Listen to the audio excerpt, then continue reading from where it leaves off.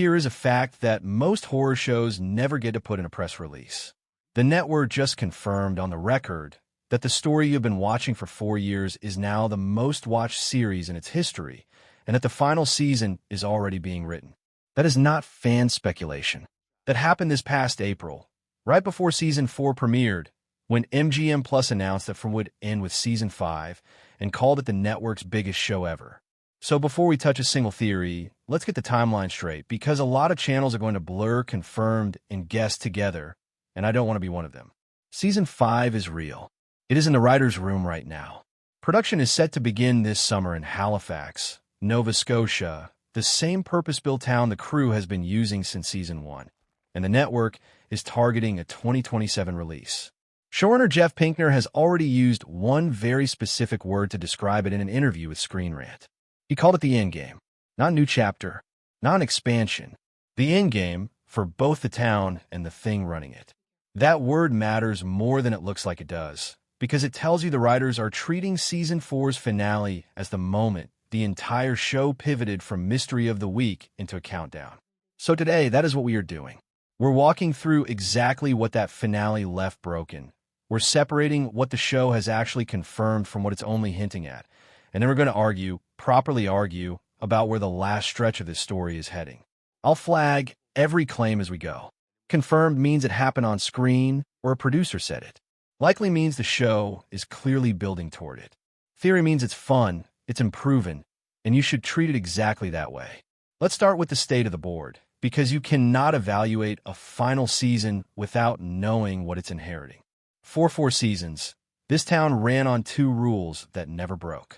The dark belongs to the creatures, and a handful of protections keep people alive inside it. The bottle tree, the talismans, those were the load-bearing walls of the entire show. In the finale, both of them came down in the same episode, and I don't think that's a coincidence of plotting.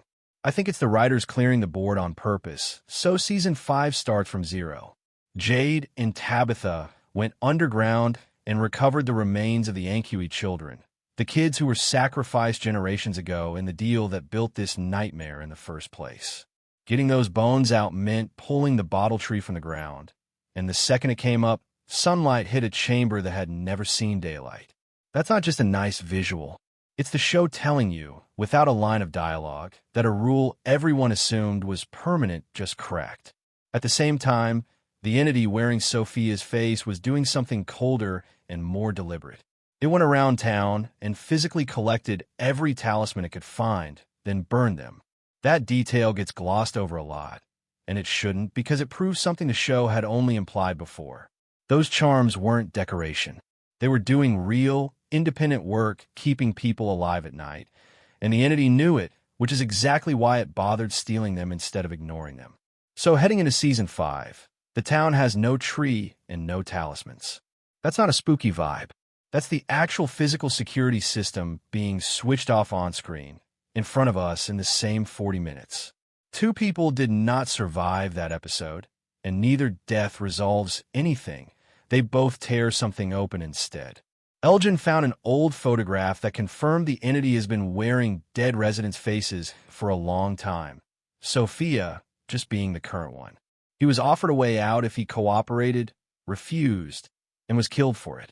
Across town, an earthquake knocked out the clinic's protection. A creature called Smiley got in, and Marielle died. And Fatima, who Smiley chose to spare, turned into one of these creatures herself, though we later learned that transformation was accelerated on purpose, when Clara had been secretly feeding her the entity's blood disguised as medicine. She didn't choose what she became. She was poisoned into it, and in the moment it happened, she still had enough of herself left to hold the monsters back so the others could escape. That detail is going to matter a lot in a minute. Now here's the line I think is doing the most quiet work in that entire finale.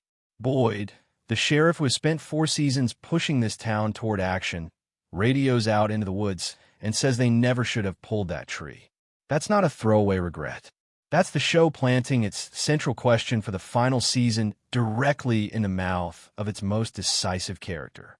Was getting those bones out salvation, or was it a catastrophe with a delay on it? That question is the spine of everything we're about to argue over. So let's argue over it properly. Here's the hopeful read, and it's the one the characters themselves are clinging to. Free the bones, break whatever's anchoring the children's spirits to this place, and the whole cycle collapses. There's real support for this on-screen. The daylight flooding that underground chamber is the show visually confirming that pulling the tree changed something fundamental.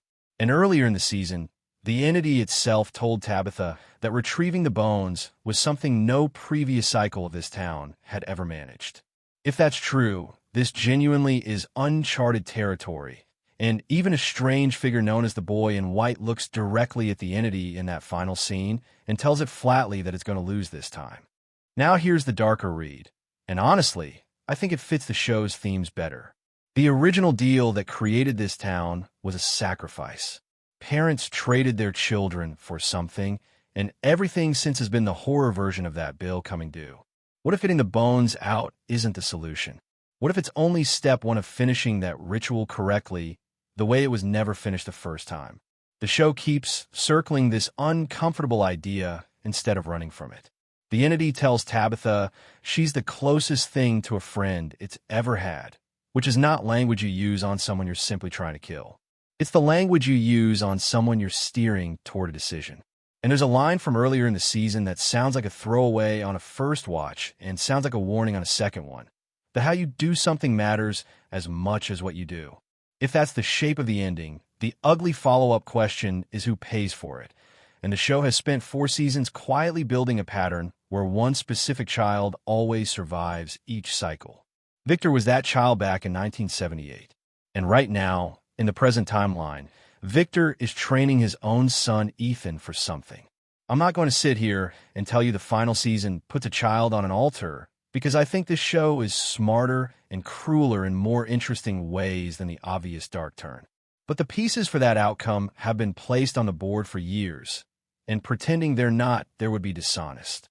My honest position, and it's not a dodge, it's the actual state of the evidence, is that the show has deliberately separated the key from the lock.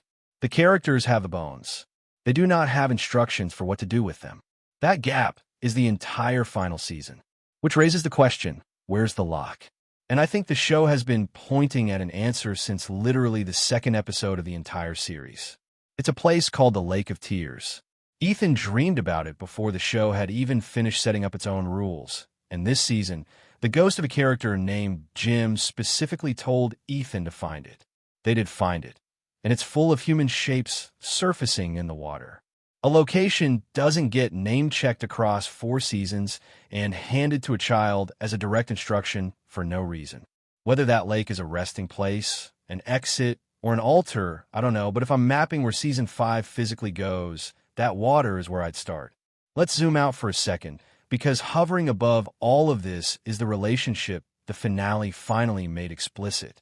The man in yellow and the boy in white.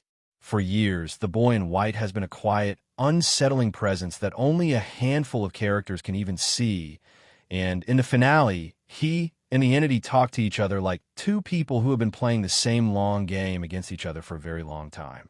The easy read is good figure versus evil figure, 2 sides moving human pieces around a board.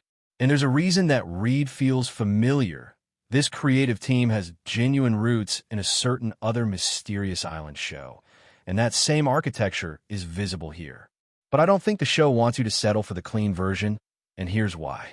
The actor playing the entity has described it, in her own words, not as something that thinks of itself as evil, but as something that's simply enjoying the game. And when the creators were directly asked whether the boy in white is a force for good, they wouldn't confirm it. They said his connection to these characters is real, and that we'd have to wait and see whether that connection turns out to be a good thing or a bad thing. When writers refuse to confirm that their apparent hero is actually a hero, that's not evasiveness for its own sake.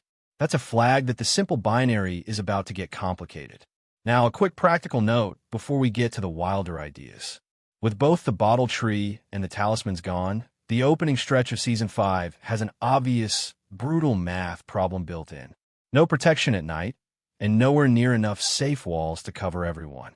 Some fans have floated the idea that the bottle tree wasn't just one more ward, but the actual keystone holding the whole system of checks and balances in place, which would explain why the boy in white seemed to want it left alone.